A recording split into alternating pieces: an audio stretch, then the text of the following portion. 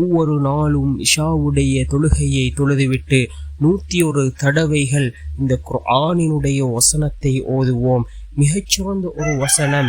அதாவது இதனை யார் ஒவ்வொரு நாளும் 101 தடவைகள் இஷாவுடைய தொழுகையை தொழுதுவிட்டு ஓதி வருகிறாரோ அவர்களுடைய வாழ்க்கையில் உள்ள கவலைகள் துக்கங்கள் அனைத்தையும் அல்லாஹ் நீக்குகின்றான்.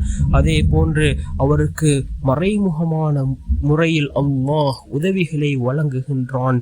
அப்படிப்பட்ட மிகச்சிறந்த துஆ وَأُفَوِّضُ أَمْرِي إِلَى اللَّهِ إِنَّ اللَّهَ بَصِيرٌ بِالْعِبَادِ وَأُفَوِّضُ أَمْرِي إِلَى اللَّهِ إِنَّ اللَّهَ بَصِيرٌ بِالْعِبَادِ என்னுடைய காரியத்தை அல்லாஹ்விடம் நான் ஒப்படைக்கின்றேன்.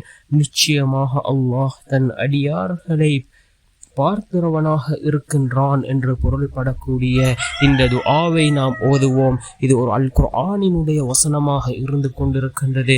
அல் குர்ஆனினுடைய 40வது அத்தியாயத்தின் 44வது வசனமாக இருக்கின்றது.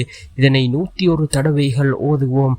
ஓதி அல்லாஹ்விடம் பிரார்த்தனை செய்வோம். நிச்சயமாக அல்லாஹ் நம்முடைய அனைத்து விடயங்களையும் சீராக்குவான்.